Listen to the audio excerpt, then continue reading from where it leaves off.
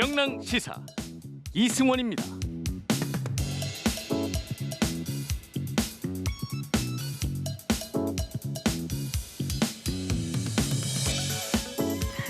더불어민주당 진성준 의원이 현행 주거정책의 기본 원칙에 1가구 1주택 보유 거주를 명시하자 이런 내용의 개정안을 대표 발의했다고 하죠. 강제 조항은 물론 없습니다. 다만 1가구 1주택 보유와 거주, 무주택자 혹은 실거주자 주택 우선 공급 등의 주요 내용을 담았습니다. 즉각 재산권 논란이 일고 있네요. 그런가 하면 이름 깨나 한다는 법조인들이 종합부동산세에 대해서 헌법 소원에 나선다고 합니다. 이들은 형식상 정부의 법령 개정 절차를 문제 삼지만 결국은 세금 많이 내기 싫다는 겁니다. 이 또한 재산권 논란이죠. 같은 이름의 재산권입니다. 하지만 맥락은 전혀 다릅니다. 재산권 침해를 해서라도 다수의 국민이 집을 갖게 하자는 논란. 반면에 집값 많이 오른 건 좋지만 세금은 지나치다는 논란. 같은 재산권 논란이라면 저는 개인적으로 진성준 의원의 한 표를 던지겠습니다. 안녕하세요. 이승원입니다.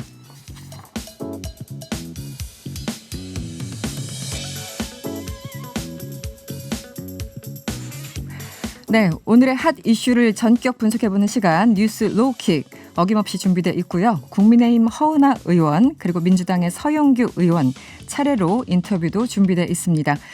이승원의 명랑시사 지금 바로 시작합니다.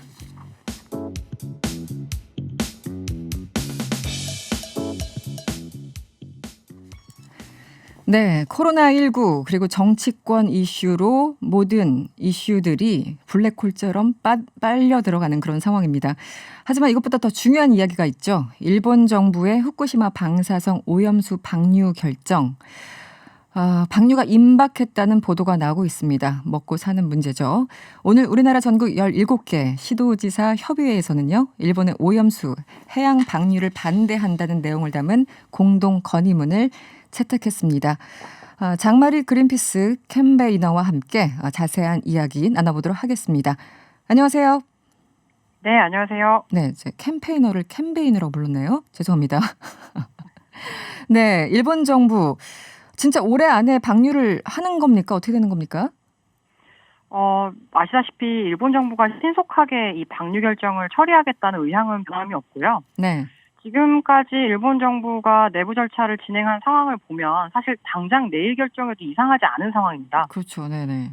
네, 그리고 현재 월말이긴 하지만 공식적인 업무일은 남아있는 상황이고요. 네. 그리고 충분히 그래서 연내 결정을 내릴 여지는 아직 남아있고요. 만약에 지금 국내 반발 여론 때문에 결정을 내년으로 미룬다고 해도 네. 후쿠시마 원전 사고 10주년이 다가오고 있잖아요. 네네. 네, 3월 11일인데요. 그렇죠. 그런 이유로 연초를 많이 넘기지 않을 것으로 예상합니다. 그게 저도 이제 기사를 계속 봤습니다만 당장 일본 어민들이 반대를 하고 있잖아요. 네. 이렇게 이제 방류를 하게 된다면 당장 일본의 어비 장래가 없다. 이렇게 반발을 해서 그나마 좀 속도 조절을 했던 건데 그런 여론은 전혀 뭐 의식을 하지 않고 있는 건가요? 어떻습니까? 아니요. 사실 여태까지 계속 그 방류 결정이 지연된 가장 중요한 이유 중에 하나가 네. 바로 이 일본 그 농수산업 종사자들의 반대입니다. 네, 자국 내에서 목소리가 굉장히 높았었죠. 네네. 네, 그렇죠. 그리고 일본 국내법을 살펴보면 네. 그 풍평 피해, 그러니까 소문으로 인한 피해 역시도 보상 청구가 가능한 상황입니다. 네.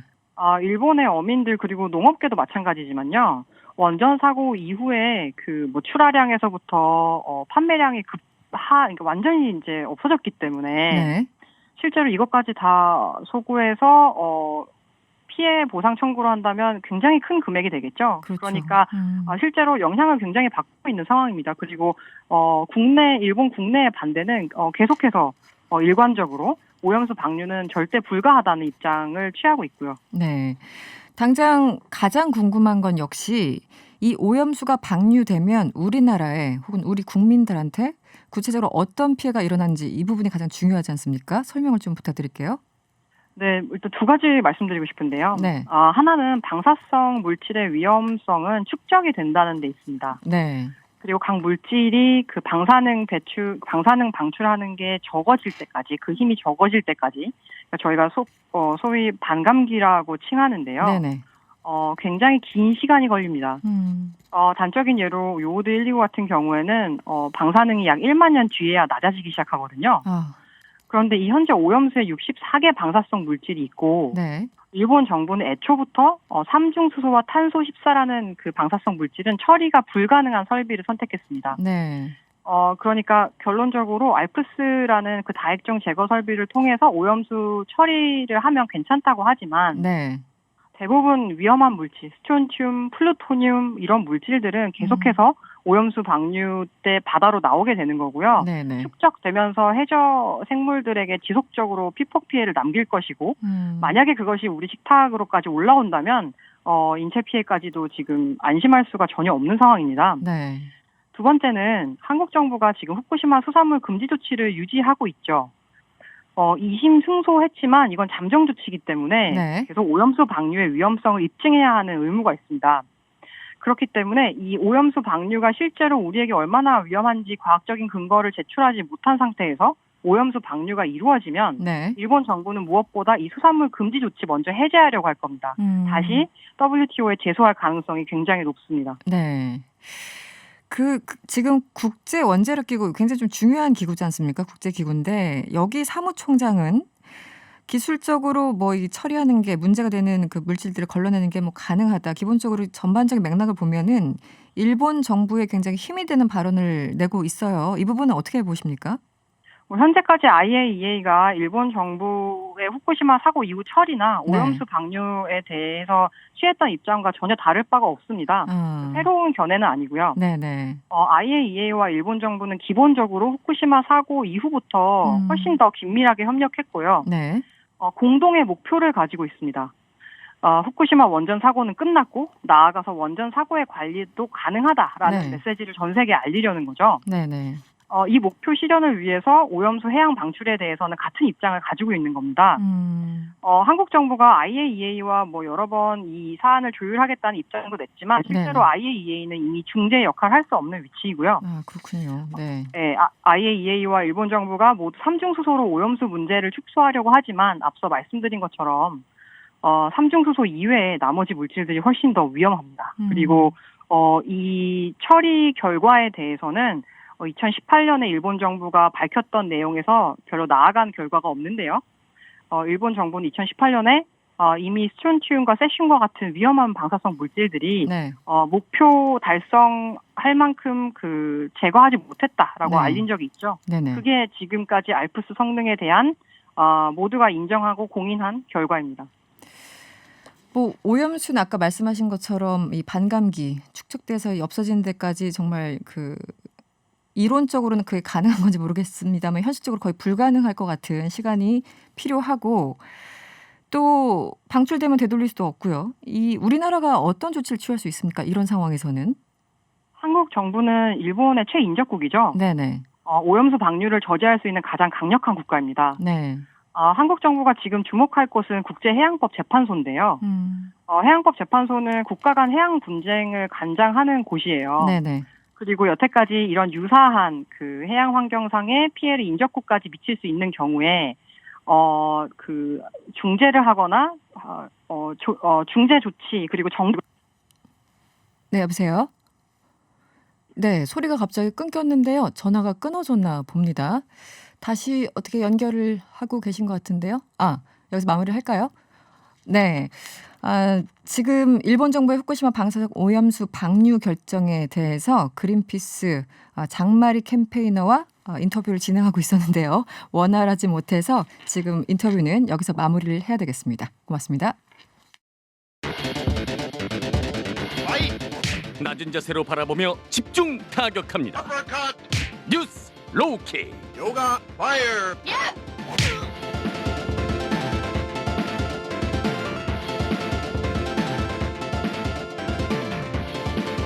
네, 낮은 자세로 이슈를 집중 타격하는 시간이죠. 뉴스 로우킥 시간입니다. 함께할 분들 두 분 오셨어요. 소개를 해드릴게요. 정상근 기자 그리고 김준우 변호사와 함께합니다. 어서 오세요. 안녕하십니까? 안녕하세요. 네, 안녕하세요. 요즘 안녕하냐는 말이 네. 그냥 인사가 아니에요. 정말 다들 안녕하신 거죠? 네. 건강상 우려 때문에. 알겠습니다. 그 윤석열 총장 얘기를 먼저 하죠. 정직 2개월 처분 효력을 정지해달라.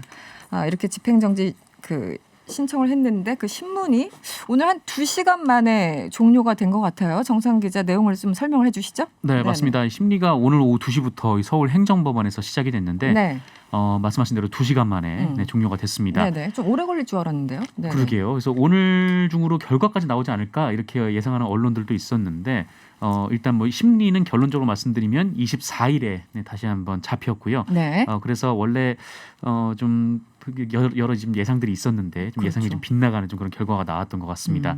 그래서 여기 참석한 이 변호사들을 이제 언론에서 취재를 했는데 네. 이 재판부가 이번 집행정지 사건이 사실상 본안 재판과 다름없다 이렇게 좀 보고 간략하게 진행하기는 어렵다는 입장을 밝혔다고 했고요. 네. 그래서 이에 따라 좀 더 심도 깊은 심리를 할 것으로 보인다 이렇게 설명을 했다고 합니다. 사실상 본안 소송과 비슷하다. 네네.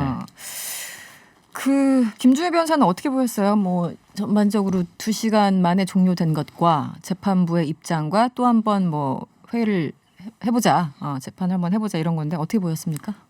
뭐 참 그 재판부 판사하기 싫겠다라는 그거는 누구나 공감하는 부분일 거예요. 뭐 신상도 네. 다 털리고 그렇죠. 조용히 살다가 이제 그럴 거 아닙니까? 근데 네. 실제로 이제 예전에 4대강 사건 같은 경우도 집행정지가 대법원에 바로 올라갔던 적이 있었는데 네. 이게 이제 본안이 실제로 진행이 되면 뭐 대법원까지 올라가고 하면 사실 총장 임기는 이미 지나간 상황이지 않습니까? 그렇죠. 그렇기 때문에 비록 가처분, 집행정지를 신문하는 사건이지만 본안 수준의 판단이 좀 나올 수밖에 없는 그런 부분에 대해서 좀 깊게 고려를 했다는 생각이 들고요. 그래서 어쨌든 그런 부분까지 예단을 보여줬기 때문에 양측의 변호인들 같은 경우도 훨씬 더 많은 걸 준비를 해야 되고 네네.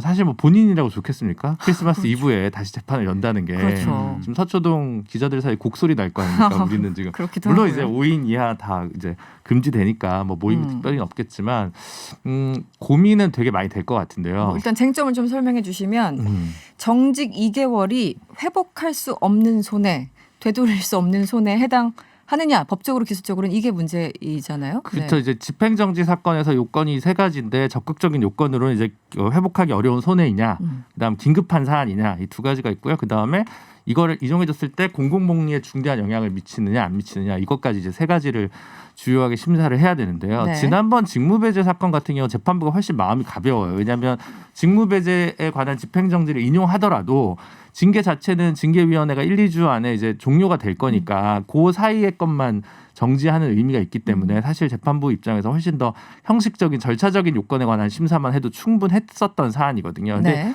이번 건 같은 경우 절대 그렇지 않기 때문에 본안 문제까지 고려를 해야 된다는 것이고요. 그러면 이 긴급하게 이제 그러니까 긴급한 게 아니라 회복하기 어려운 손해가 뭐냐라는 것은 아주 쉽게 얘기하면 네. 위자료 가지고는 안 되는 거다. 돈 가지고는 안 되는 거다. 돈 가지고 나중에 그걸 돌릴 수 없을 정도의 손해냐 아니냐. 그것도 이제 막연한 손해는 안 되고 구체적인 손해여야 한다는 것이거든요. 이제 그 부분에 관한 입증이 필요할 것이 되고 그 부분과 관련해서 검찰총장으로서의 가지는 특별한 지위, 인사권의 문제, 네. 수사 지휘권의 문제 이런 것들을 윤 총장 측 변호인은 적극적으로 변론할 것이라고 생각이 들고요. 법무부 측 입장에서 보면 이게 만약에 집행정지가 인용이 되면 네. 실제로 임기가 끝날 때까지 이 이제 효력이 실질적으로 없는 거잖아요. 네네. 그럼 사후적으로 보면 정직이 옳았다라고 얘기하면 그에 따라서 뭐 감봉이나 이 정도 수준만 되니까 역으로 인사권에 대한 중대한 침해가 발생할 수 있는 사안인 겁니다. 그래서 일반적인 공무원 혹은 뭐 일반적인 사기업에서의 정직과 관련된 처분 사건이랑 좀 다르죠. 왜냐하면 그때는 정년이 한참 남았으니까 네. 본안 끝나고 나서 그 다음에 정직을 해도 되는데 이번 건은 그렇지 않잖아요. 그런 부분이 또 공공복리에 중대한 영향을 미칠 수 있는 부분이 있기 때문에 지난번과는 오히려 역으로 그 요건, 소극적 요건 부분이 오히려 법무부 측에 조금 더 유리한 방식으로 작동될 개연성이 높다고 보여집니다. 지금 그래도 지금 변호사님이 만약에 판사로 빙의를 하면 네. 어쨌든 이게 법률적으로는 뭐 기술적으로 이걸 따질 수 있는데 네. 판사도 또 사람이니만큼 그쵸. 이게 굉장히 또 정치적인 내용이기도 하잖아요. 되게 나쁜 말로 이제 판사스러움이라는 게 있거든요. 네. 예. 판사답다와 판사스러움은 비슷한 것 같지만 전혀 다른 맥락. 이제 양비론에 입각해서 절충적인 견해를 묘하게 잘 만들어내는 게 이제 네. 조금 더 논리칙상 좀 더 정치하게, 그러니까 폴리티컬하다는 의미가 아니라 네네네네. 정교하게 정교하게. 맞추는 거거든요. 네. 그러면 제가 생각하기에 제가 재판부라면 네. 징계 사유 중에서 일부는 징계 사유에 해당하는데 일부는 징계 사유인지 좀 미진한 애매하고. 부분이 있다. 예를 들면 정치적 중립성 의무를 위반한 부분과 관련해서 징계 사유에 해당할 수 있을 거냐. 그 네 가지 중에 한 가지. 네, 그 정도는 아닐 수 있다라고 해서 어. 징계 사유 중에 일부는 조금 부족한 부분이 있다라고 판단을 하는데 그럼에도 불구하고 여러 다른 징계 사유가 징계 사유 해당성이 있다고 판단된다면 그 와중에 징계 양정이 2개월이라면 그것은 그 재량 일탈의 남용이라고 보긴 어려우므로 집행정지를 굳이 할 필요는 없겠다. 요 정도의 판결문이 나온다에 이제 저는 지금 조금 너무 더 복잡하게 설명해 주신 거 아시죠? 네. 근데 되게 쉬운 설명을 부탁드렸는데 왜 그런 이렇게 더 식의 복잡하게. 판결문이 나올 것 같습니다. 네. 제 생각에는. 네, 정말 결정문이. 판사스럽게 말씀하실 겁니까 정말? 네. 제가 성적이 미진해서 이제 판사가 되긴 좀 어렵고요. 네. 알겠습니다. 그럼 우리 또 쉬운 말 정상근 기자에게. 그래서 지난달 25일에는 네네. 윤석열 총장이 추미애 법무장관의 직무집행 정지 이거 진짜 부당해 이래가지고 집행정지 신청됐고 일주일 만에 어쨌든 복귀했잖아요. 네, 그렇죠. 이번에는 이제 뭐 법률가의 시각이 아니라 이제 보시면 이제 많은 의견들을 여기저기서 들으실 텐데 네. 법무부 검사징계위원회 통과했고 대통령 재가도 거쳤어요. 어떤 전망들이 좀 많이 나오나요? 글쎄요. 이것도 양비론인가요? 이쪽도 많이 나오고 네. 저쪽도 많이 나와. 기자답게 모르겠습니다. 근데 기자답게. 네, 일단 뭐 제가 네. 얘기를 들어본 분들 같은 경우에는 네. 좀 이제 이전에 좀 갖춰본 그 결과와는 좀 다른 결과가 나올 거다라고 얘기하시는 분들이 조금 더 많긴 했는데, 네. 근데 뭐 이쪽에서 이미- 얘기하시는 분들의 뭐 나름의 논리가 있고 또 반대편에서 얘기하시는 각각의 논리가 분들의 있죠. 나름의 네. 논리가 있기 때문에 게다가 또 이 판사분이 또 어떻게 판단할지는 전혀 좀 감이 안 잡히는 상황이잖아요. 네. 같은 사건도 사실 판사에 따라서 너무나 달라지는 걸 우리 많이 경험을 해봤으니까 네네.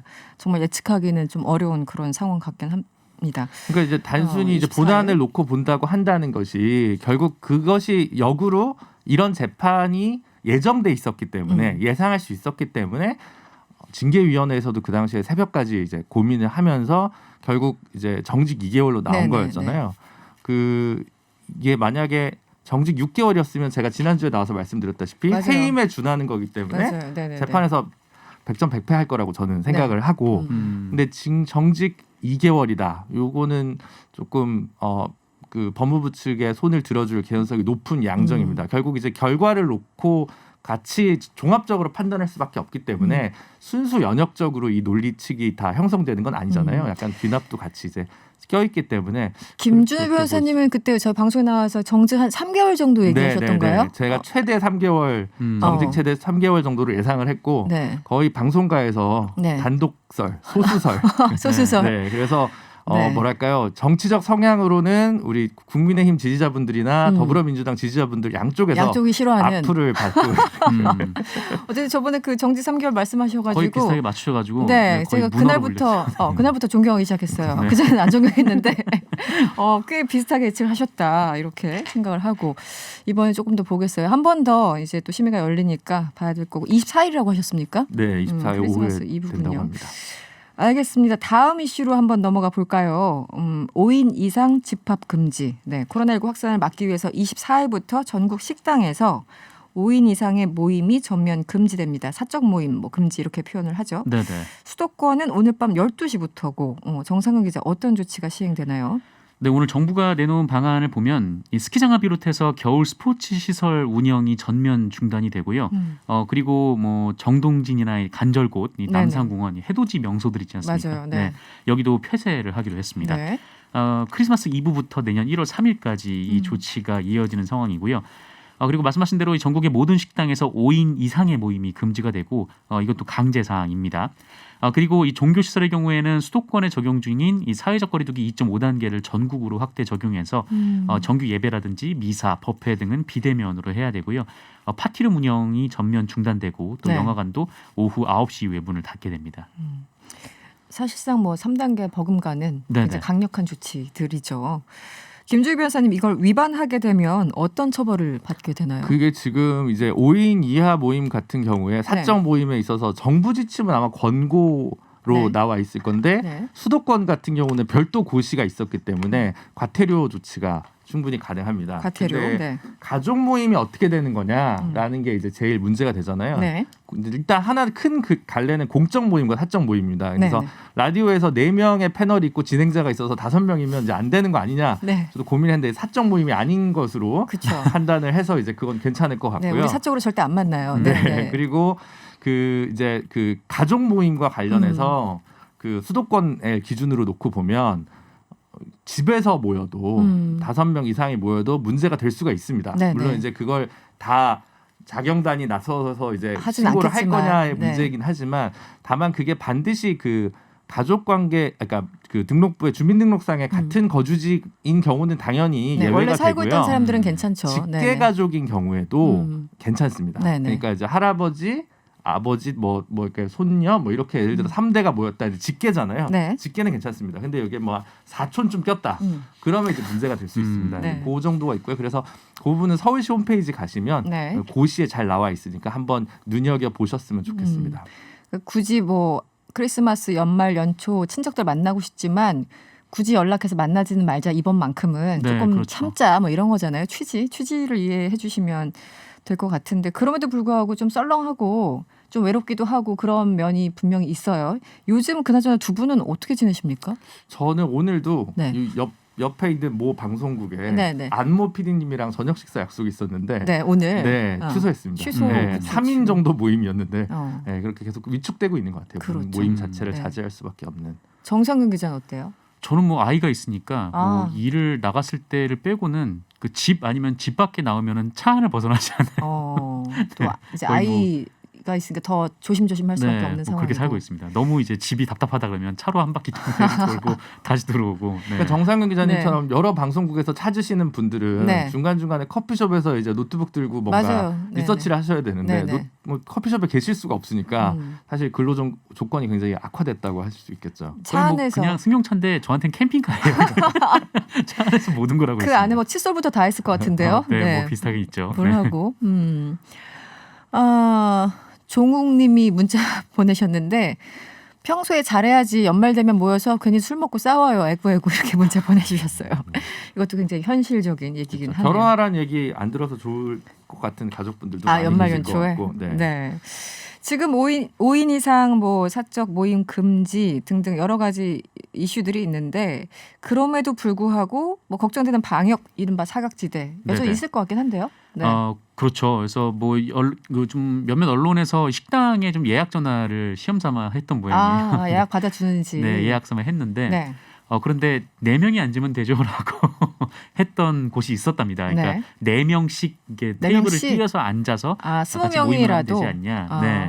근데 좀 이럴 경우에는 사실 좀 이렇게 사각지대가 있는데 결국 뭐 정부도 그렇고 뭐 서울시도 그렇고 뭐 지자체에서도 그렇고 다 강조하는 건 이게 뭐 벌금도 내릴 수가 있지만 네. 그것보다는 지금 이제 스스로가 좀 방역 수칙을 좀 준수하는 그런 자세가 필요하다라는 게 좀 입장이거든요. 그래서 네.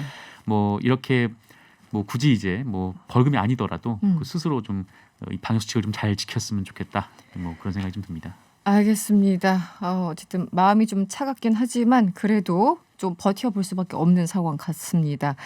다음 이슈 마지막 이슈는 청문회네요. 인사청문회 마지막으로 오늘 그 전해철 행정안전부 장관 후보자 그리고 권덕철 보건복지부 장관 후보자 청문회 열렸는데 어떻게 지금 상황은 어떤가요? 어떤 게 주요 이슈였나요? 사실 뭐 그렇게 큰 쟁점이 없는 청문회가 좀 진행이 되고 있는데 네. 내일을 위한 뭐 준비 운동이라는 뭐 얘기도 있고. 근데 어쨌든 내일 모든 그 파워를 다 쏟아야 되니까. 네네 그런 그렇습니다. 겁니까? 네. 일단 뭐 쟁점들을 보면 일단 권덕철 보건복지부 장관 후보자 같은 경우에는 그 의대생들 국시 관련된 문제들에 대한 질문이 좀 나왔고, 네. 근데 권덕철 후보자도 뭐 좀 기회를 줘야 된다라는 취지의 좀 입장을 밝힌 것으로 좀 얘기가 좀 나왔습니다. 네. 그리고 코로나19 백신 문제, 그리고 네. 이 개인적으로 뭐 갭 투자 문제라든지 좀 이런 등등의 문제들이 좀 제기가 됐고요. 이 전해철 후보자 같은 경우에는 이른바 이제 지금 전해철 후보자가 친문계로 속하는 의원인데 선거 관리를 맡는 좀 그런 주무부처 장관에 앉힐 수가 있느냐라는 것이 국민의힘 측의 주장이었고, 이에 대해서 전해철 후보자는 잘 관리를 하겠다라는 그런 입장을 좀 밝혔습니다. 어떻게 변호사님도 청문회 좀 챙겨 보셨습니까? 못 보셨습니까? 살짝 그 주요 뉴스만 조금 챙겨봤는데요. 네. 말씀하셨다시피 이제 전해철 의원 같은 경우 이제 중진 의원이고 네. 사실 거의 여의도에서 이 정도면 큰 대과나 하자가 없으면 사실 청문회는 거의 뭐 통과되지 않겠습니까? 의원 출신들은 네, 아무래도 좀 그런 부분이 있고 권덕철 후보자 같은 경우도 뭐 그 특별히 뭐 쟁점이 될 것 같지는 않아서 무난하게 인선이 되지 않을까 싶습니다. 네. 전해철 행정안전부 장관 후보자의 인사청문회, 이 청문회가 이뤄지는 곳이 바로 이제 행정안전위원회인데요. 우리가 3부에서요, 저희가 3부에서 민주당 위원장을 맡고 계신 서영교 의원과 인터뷰도 준비돼 있으니까요. 조금만 기다려 주시고요. 네. 그리고 아까 정상근 기자가 살짝 얘기했지만 이제 네. 내일이 하이라이트다. 국토교통부 장관 후보자. 뭐 저도 이제 그 뉴스들 보면은 과거 발언들이나 이런 것들이 지금 굉장히 논란이 되고 있고, 네네. 소위 말하는 데스노트를 써왔다고 하는 정의당도 어떻게 해야 될지 지금 갈팡질팡하는 것 같기도 하고, 어떻습니까? 네, 뭐 네. 입장을 못 전했다고 하는데 오늘 네. 변창흠 후보자가 정의당이 지금 농성하는 곳이 있어요. 국회 앞에 이 중대재해기업처벌법을 제정을 요구하면서 그렇죠. 농성을 하고 네. 있는데 그 자리에 찾아와서 이제 변창흠 후보자가 뭐 다시 이런 일이 좀 없도록 하겠다라고 사과를 했습니다. 네. 사과를 했는데 이 정의당 측에서는 그 미리 연락을 하지 않고 왔다라는 점을 하나 문제 삼고 있고, 불쑥 그냥 간 건가요? 네네, 불쑥 왔다는 점 문제 삼고 있고, 그리고 또 하나는 그 정의당이 아니라 그 당사자들에게 사과를 하는 게 맞지 않냐, 좀 그렇죠. 이런 입장을 네네. 밝혔고요. 근데 그리고, 어쨌든 이 정의당은 뭐 아직 이렇다 결정은 내리지 못하고 있는 상황입니다. 그리고 또 하나가 세종대 교수 시절에 10여 차례 차량 압류를 받았다. 네. 이건 어떤 내용입니까? 뭐 세종대 총장 시절도 그렇고, 뭐 서울주택도시공사 사장 시절도 그렇고, 이 5차례, 그러니까 10여 차례 정도 차량 압류 통보를 받은 사실이 드러났습니다. 이게 네. 자동차세를 제때 납부하지 않거나 뭐 과태료 등을 제때 이제 물지 않아서 좀 이런 일들이 좀 벌어졌는데, 뭐 공직자나 교수 신분이었음에도 불구하고 좀 이렇게 상습적으로 차량 압류 통보를 받은 게 좀 납세 의무를 소홀히 한 거 아니냐, 좀 이런 지적이 나오고 있고, 이 변창흠 후보자 측은 뭐 업무가 바빠서 좀 제대로 챙기지 못했다라면서 앞으로 체납하지 않겠다 이렇게 해명을 했다고 합니다. 변호사님, 이렇게 10여 차례나 차량 압류 통보 받기가 쉬운 일은 아니지 않습니까? 보통 이런 건 이제 대포차에 많이 발생하는 이제 일들인데 대포차에, 굉장히 좀 네네. 신기한 일인 것 같긴 합니다. 네, 어떻게 저희가 해석을 해야 됩니까? 글쎄요, 이게 뭔가 뭐 저도 이거는 좀 이해가 잘 안 이해가 가서 좀 안 돼서. 좀처럼, 왜냐하면 이게 계속 쌓이기 때문에 가산세 같은, 그러니까 계속 더 많이 쌓이게 되거든요. 그래서 일찍 내는 게 뭐 정당한 그건데 왜 이렇게 했었는지를 좀 이해가 좀 잘 가지가 않고요. 근데 이제 세 갈래로 좀 봐야 될 것 같습니다. 이 세 갈래. 변창흠 네. 장관과 후보자와 관련해서 네. 하나는 일단 도덕성 논란에서 지금 자유로울 수 없는 부분이 많이 있는 것 같아요. 이제 SH 뭐 공사 시절의 회의록이라든가 이런 문제에 대해서는 지탄을 받아 마땅한 부분이 있는 것 같고, 네네. 여의도 정치부 기자들을 대상으로 취재를 해봐도 별로 여론이 좋지는 않습니다. 그건 확실한 것 취재까지. 같고요. 네. 그리고 이제 두 번째로는 지금 민주당의 그 박성민 최고위원 같은 경우도 부적절한 부분이 있는 것 같다. 네. 이렇게 얘기를 했고, 그렇죠. 정의당도 지금 당론은 못 정했는데 청년정의당 준비위원장이신 그 강민진 뭐 위원장이란 분도 지명 철회가 마땅하지 않냐 이렇게 성명을 했어요. 그래서 청년 세대에서 조금 더 이런 공정에 대한 관념이라든가 예민도가 훨씬 더 높다는 게 좀 확인되는 부분이 있는 것 같고요. 네.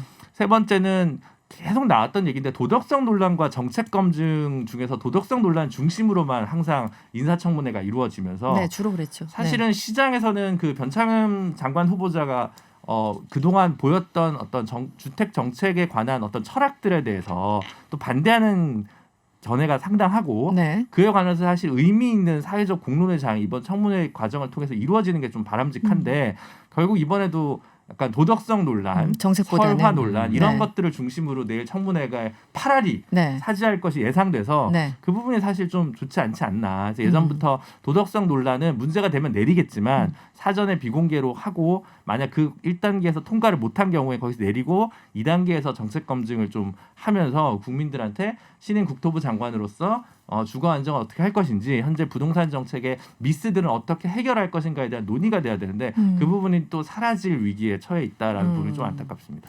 정상 기자는 개인적으로 어떻습니까? 뭐 말씀하신 거랑 좀 네. 비슷한 생각인데 근데 좀 뭐랄까 하여튼 정의당에서도 쉽게 결정을 내리지 못하는 이유는 이 변창호 후보자가 했던 얘기들이 상당히 정의당 입장에서는 좀 정책적으로 좀 가까운 측면이 있거든요. 정책적으로는 그렇죠. 정책적으로 네. 부동산 관련해서 네, 부동산 관련 네네네네. 정책적으로 좀 가까운 측면이 있고 그리고 사실 좀 이게 찬성 반대를 떠나서 그 정책에 대한 좀 논의를 해볼 만한 일들이긴 해요. 그러니까 임대주택 확대라든지 네네. 뭐 토지공 개념이라든지 좀 이런 부분은 좀 이렇게 우리나라 이제 부동산이 이제 재산 개념으로 되다 보니까 이거를 계속 집값 잡지 못하는 상황이기 때문에 한번 논의를 해볼 만한 일이었는데 이 청문회가 이렇게 또 과거 말씀하신 다른 대로 발언으로 이렇게 설화 중심으로 갈 것 같아서 저도 그 부분은 좀 아쉽습니다. 알겠습니다. 최명숙님이 문자 주셨는데요. 국토교통부 장관 자격이 없어 보여요. 문제가 많아요. 사과 같지 않아요. 이런 의견을 주셨습니다. 감사드리고요. 네, 뉴스 노킥 시간이었습니다. 맞춰야 되겠네요. 지금까지 정상근 기자 그리고 김준우 변호사와 함께했습니다. 오늘 고맙습니다. 고맙습니다. 네, 감사합니다.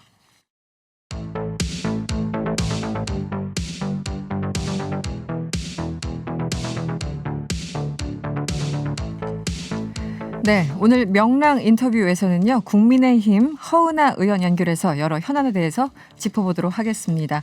의원님 안녕하세요. 네, 안녕하세요. 네. 회장님 축하드립니다. 네, 감사합니다. 제가 예전에 인터뷰할 때는 다른 방송국에서 만났었죠. 네. 한 2번 정도. 네. 네. 먼저 현안이 굉장히 많아요. 일단 정치 이슈를 여쭤볼게요. 안철수 대표가 서울시장 출마 선언을 했잖아요. 네. 안 대표 출마를 반기십니까? 불편하십니까? 우선 안철수 대표 출마 선언 내용에 네. 절박함이라는 표현이 있었습니다. 네. 그 표현이 좀 마음에 와닿고 그 절박함은 안철수 대표뿐만 아니라 저희도 마찬가지라고 생각합니다. 네네. 그래서 당연히 안철수 대표의 출마를 환영합니다. 하지만 이 환영은 안철수라는 개인의 행보를 넘어서 그 범야권 전체에 불어올 연합과 연대의 경종이 될 것이라는 의미로 환영을 하는 거고요. 네. 제가 서울에서 태어나고 자란 서울 시민의 한 사람으로 네. 이번 보궐선거는 사실 너무 수치스러운 일이라고 생각합니다. 그 박원순 전 시장의 성범죄는 그만큼이나 서울 시민들의 자존심을 땅에 떨어지게 만든 것이라고 생각하거든요. 거기다가 자신들의 규정까지 바꿔가면서 다시 서울시장 후보를 내겠다고 나오는 더불어민주당을 보면서 그 정치인의 한 사람으로서 좀 참담하게 생각합니다. 그래서 우리 국민의힘과 범야권이 네네. 경선 과정에서부터 서울 시민의 자존심을 되살릴 어떤 멋진 과정을 보여줘서 국민 걱정 안 하시게 해주시길 바라고요. 네. 역시 기여할 수 있도록 최선을 다할 예정입니다. 지금 말씀하신 것처럼 이제 절차, 야권 단일화라는 이제 기치 속에 혹은 그 취지 목표 하에 방법이라는 거는 굉장히 다양할 수 있지 않습니까? 그런데 김종인 비대위원장은 그냥 후보 중에 한 명이다. 한마디로 당 안으로 들어와서 처음부터 경선을 함께 하자라는 취지인 것 같고 또 네. 안철수 대표 측은 아마도 처음부터 합당 혹은 입당의 형식이 아니라 따로따로 있다가 나중에 야권 단일화를 원하는 그런 방식을 더 원하지 않을까 여러 가지 방법론이 언급되고 있는데 의원님은 어떻게 보십니까? 네.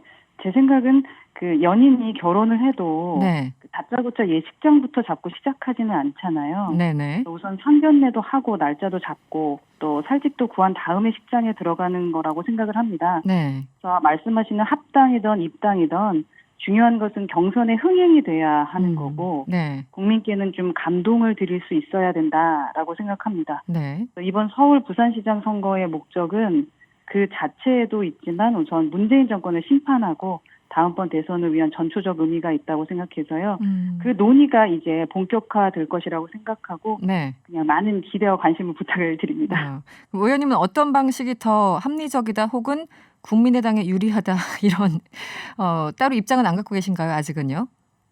지금은 아직은 말씀을 드릴 상황이 아닌 것 같습니다. 생각은 있지만 네. 공개하기는 좀 힘들다. 네.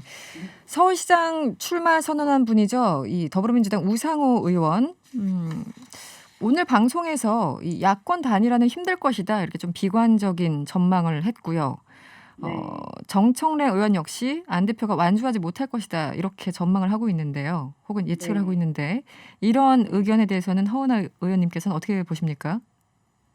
우상호 의원님과 정청래 의원님 두 의원님은 네. 그 더불어민주당의 책임 있는 중진 의원들이시잖아요. 네네. 우리 진영에 대해서 이러쿵저러쿵 하시기 전에 네. 제가 먼저 묻고 싶은 것 3가지가 있습니다. 세 가지나요. 첫째는 네. 더불어민주당은 박원순 전 서울시장의 성추행과 오고돈 전 부산시장의 성추행으로 국민적 물의를 일으키고 네. 또 국제적 망신을 자아내고 서울 부산 시민들에게 수치심을 안긴 것에 대해서 사과를 하셨는지 묻고 싶고요. 네. 둘째는 이 두 전직 시장의 성추행 사건으로 진행되는 그 재보궐선거에만 국민의 혈세 824억 원이 투입된다고 합니다. 네. 서울이 570억, 부산이 267억, 선관위 추산인데요.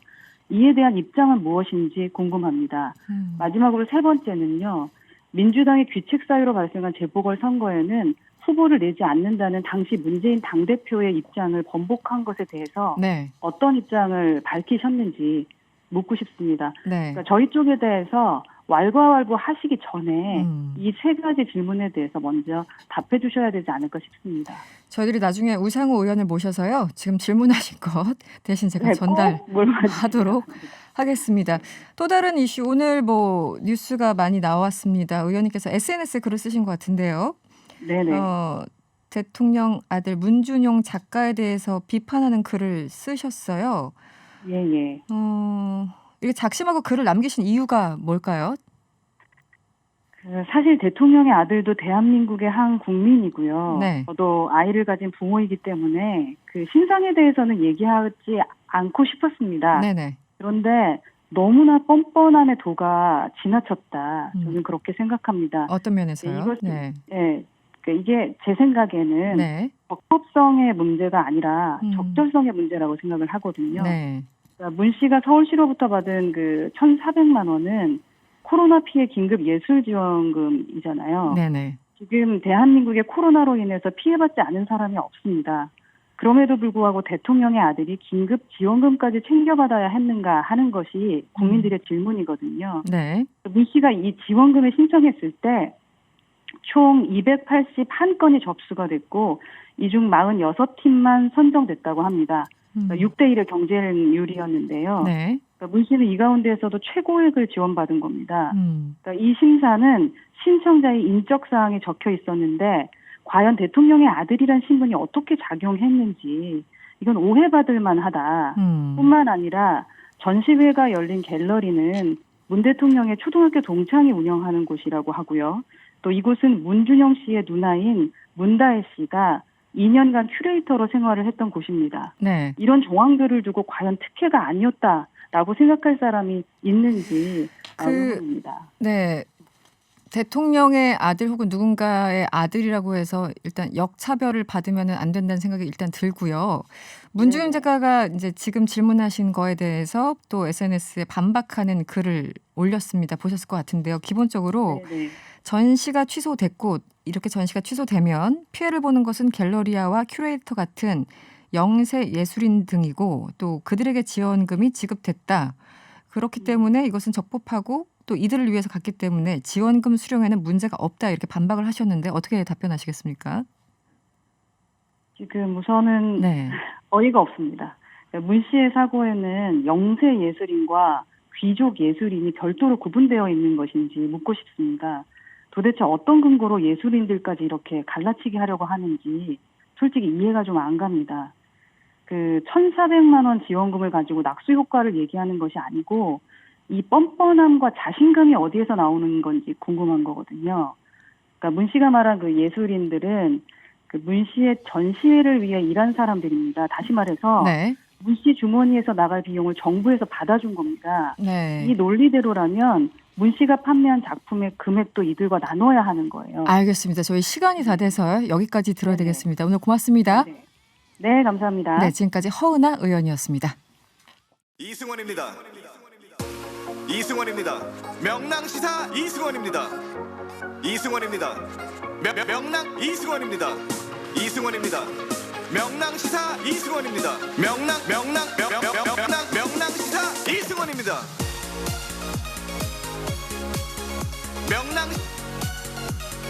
명랑시사 이승원입니다. 명랑 이승원입니다. 명랑시사 이승원입니다.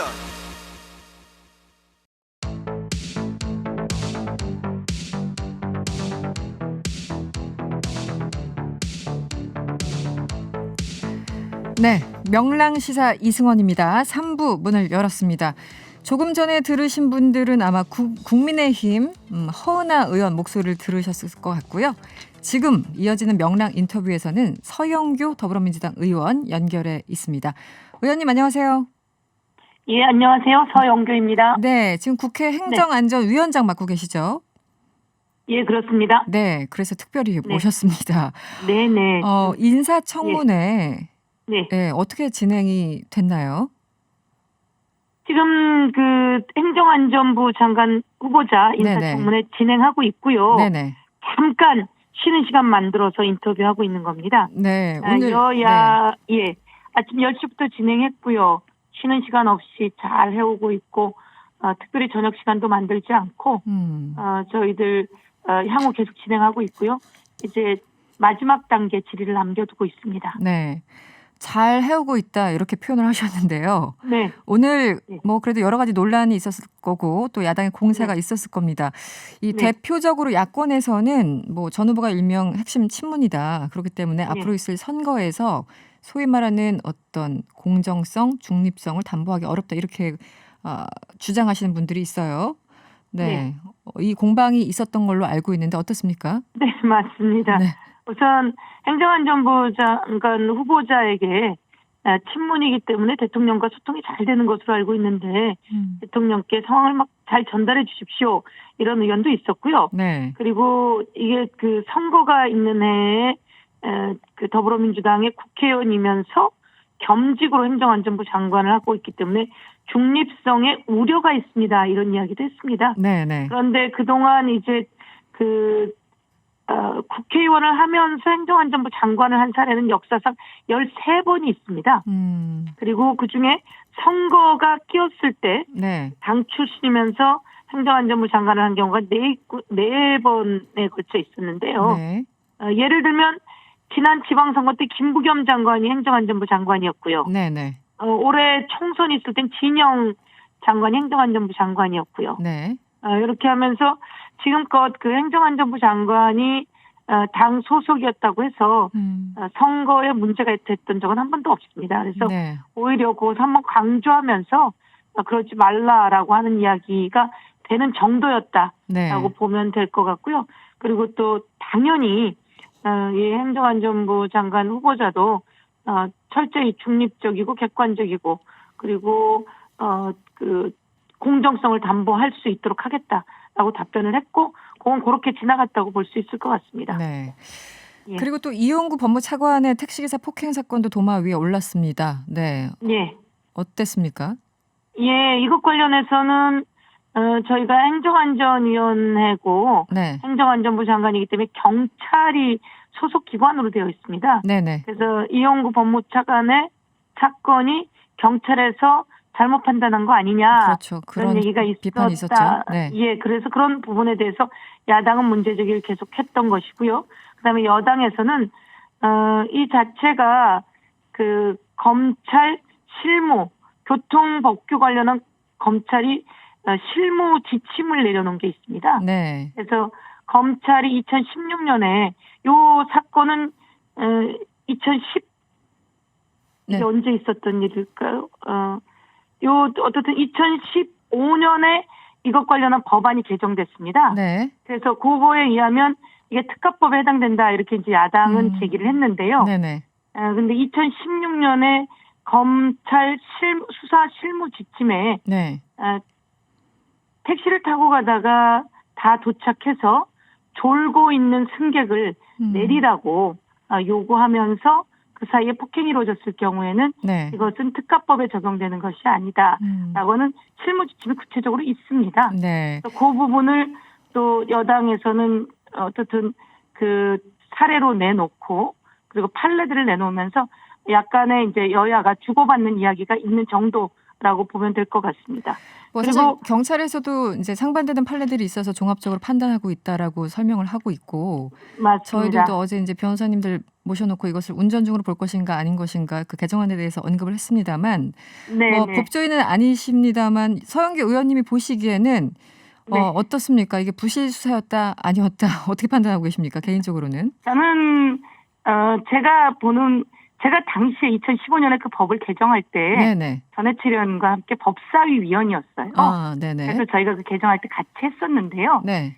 정확하게 버스가 가고 있는데 당시에 뒤에서 버스 운전기사 뒤통수를 때리고 막 이런 일들이 있었습니다. 네, 그렇죠. 네네. 그래서 이런 경우에는 특별하게 처벌해야 된다라고 하는 기류가 강해서 저희가 그 법을 만들었고요. 네. 그렇지만 이게 이제 운행 중이냐 아니냐라고 했을 때 지금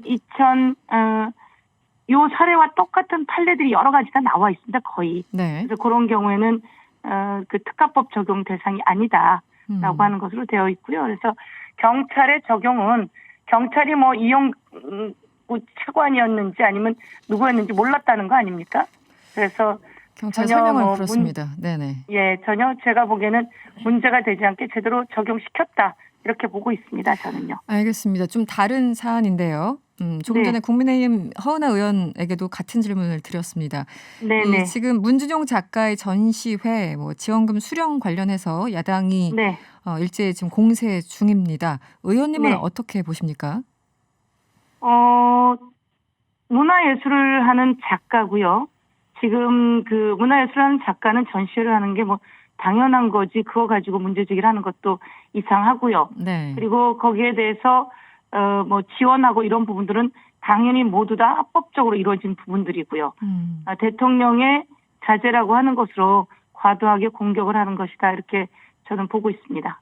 과도한 공격이다. 네. 네.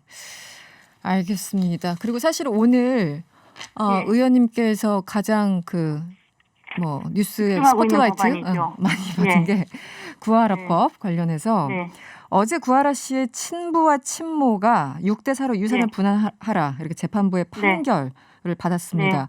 부양 의무를 다하지 않은 친모에게 절반의 유산 상속을 허락하지 않는다라는 건데 기본적으로 지난 6월에 이제 법안을 내셨고 어떻게 보셨습니까? 절반을 허락하지 않은 것은 다행입니다. 네네. 그런데 40%를 허락했습니다. 그렇죠. 네. 상식적으로 있을 수 없는 일이고요. 정의롭지 못한 상속입니다. 네. 법이 뒷받침해주지 못하고 있기 때문에 이 판결이 나온 거라고 생각하고요. 네. 판사께서는 최대한 아이를 돌보지 않고 아이가 어렸을 때 내팽개친 부모는 아이의 목숨값을 받아갈 수 없다라고 하는 판단을 내려고자 했던 것으로 보입니다. 네. 그래서 현재 이 문법으로는 그런 판단, 최대한의 그 판단을 내린 것이라고 생각하고요. 네. 그래서 빨리 그 판단이 민법을 개정하라라고 하는 명령 신호다라고 저는 보고 있고요. 그런데 제가 생각하는 것은 아마 대한민국 국민 누구나 다 그럴 것인데요. 어떻게 그 어릴 때 아이를 버리고 갔고 그 아이는 계속 엄마가 없는 것에 대한 트라우마에 시달렸고 그리고 너무 힘들 때 엄마의 따뜻함이 있었다면 아마 세상을 버리진 않았을 거예요. 구하라 양처럼.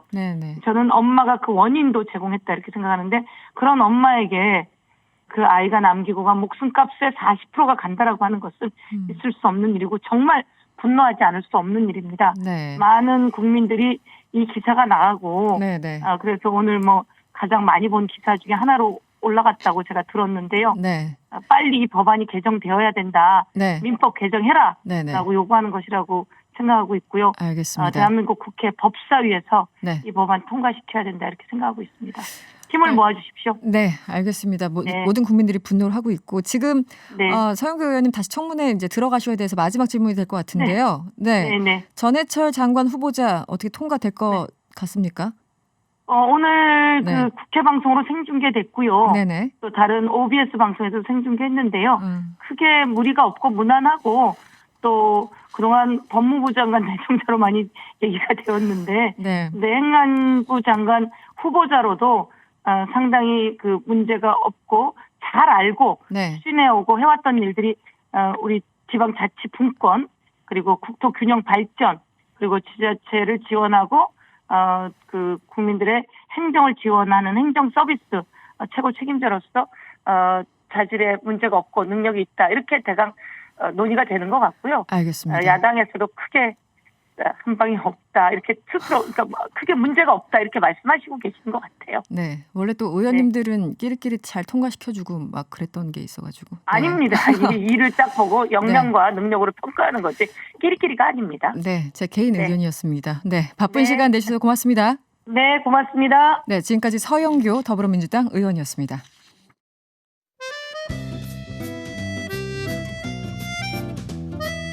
명랑시사 환경 칼럼 지구를 지켜라.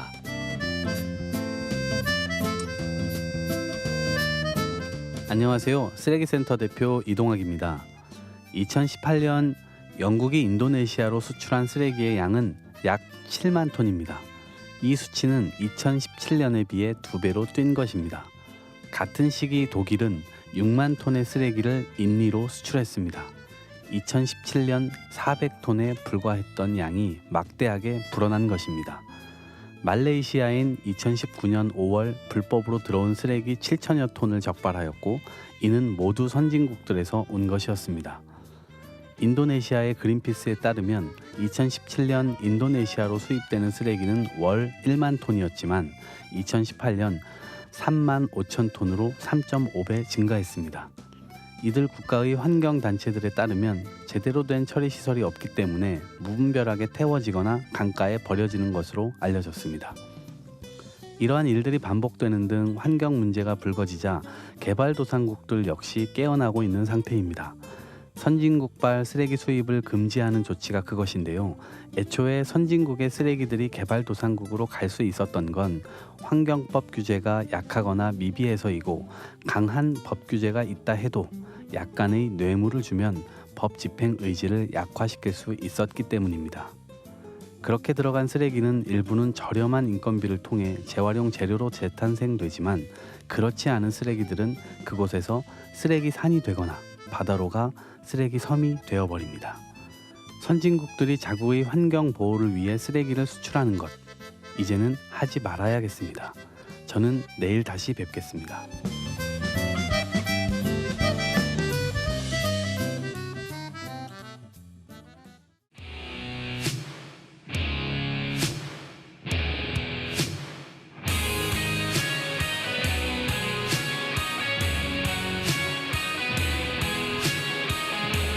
네, 소위 계급장 떼고 한판 붙는 시간입니다.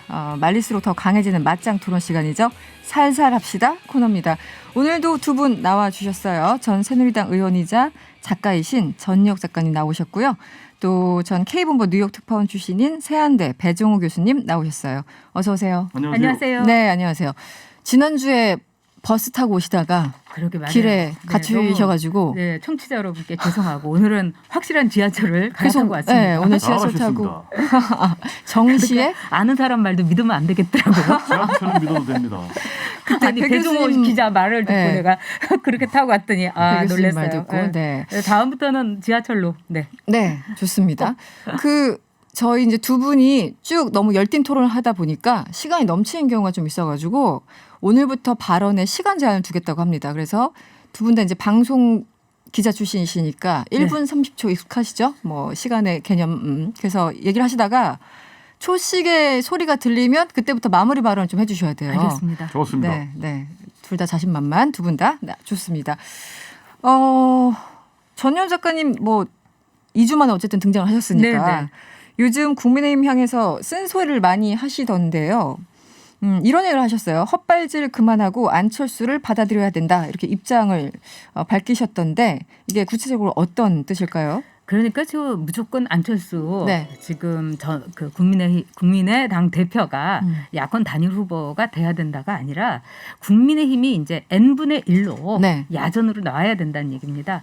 지금과 같이 어렵고 힘든 상황에서는 국민의힘이 우리는 제1야당이다. 그러니까 안철수가 우리 문지방으로 기어 들어와라. 이런 말을 하면 안 되죠. 그러니까 네. 국민의힘도 그 수많은 리그 중에 한 명 안철수 대표 그다음에 또 뭐 금태섭 의원도 나올 수 있고요. 그래서 사람들의 많은 시선을 끌고 그다음에 네. 국민의힘도 아주 겸손하게 네. 그렇게 나가야 된다. 그래서 뭐 안철수건 뭐 누구건 네 국민들의 시선 속에서 지지 속에서 또 흥행을 이루어야 된다. 그 얘기였습니다. 네. 배 교수님은 어떻게 보십니까? 이번에 뭐 지금 우상호 의원 같은 경우는 야권 단일화 힘들 것이다. 미리 비관적으로 전망하시기도 하시는데 이번에는 철수하지 않고 완주할 것으로 보십니까?